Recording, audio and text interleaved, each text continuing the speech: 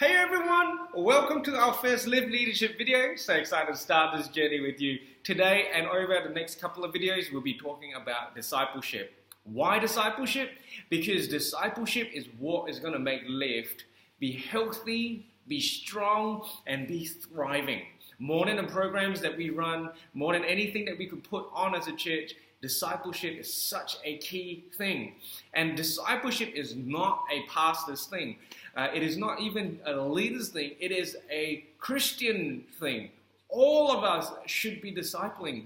And so we really want to encourage you to disciple. We want to talk a bit about it over the next couple of videos to encourage and to support what you are doing as a leader at Lift, especially when it comes to discipleship. So the first thing I want to ask you is, what do you think discipleship is?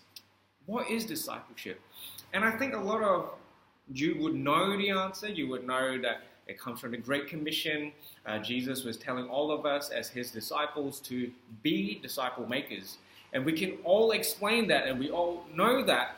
But there is this sense that if you took the time to think about how you reacted to discipleship, when you think about personally discipling someone else, what comes to mind? Because I think that if you are honest with yourself, many people would have this sense that discipleship is a lot more about me than God or the other person. For example, I hear all the time people saying, I don't think I've got what it takes to disciple someone. I'm not qualified. I don't know enough. Or no one's asked me to disciple them.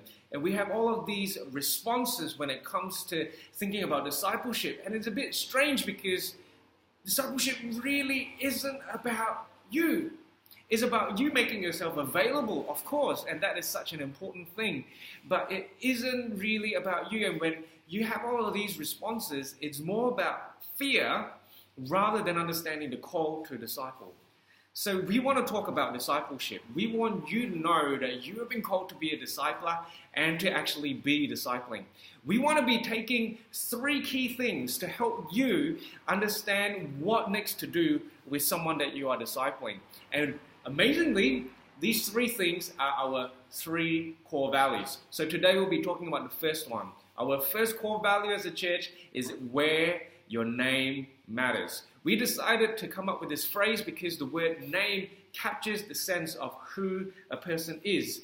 A person's personality, what they are doing, how they are, often is this captured in their name. When I mention Nathaniel or Nate, people immediately have a picture of who I am because my name summarizes who I am. And so when we came up with this core value, where your name matters, it is because we want to be a church where it is safe for people to be themselves and to be known. It is important for people to be able to open up and to share their story. And that was something that this morning we had a prayer meeting, and God really impressed on my heart that as a church, we need to get ready and we need to be willing to hear people's stories. And so we really want that to be a core part of who we are as a church. But when it comes to discipleship, this core value is so amazing as a starting point.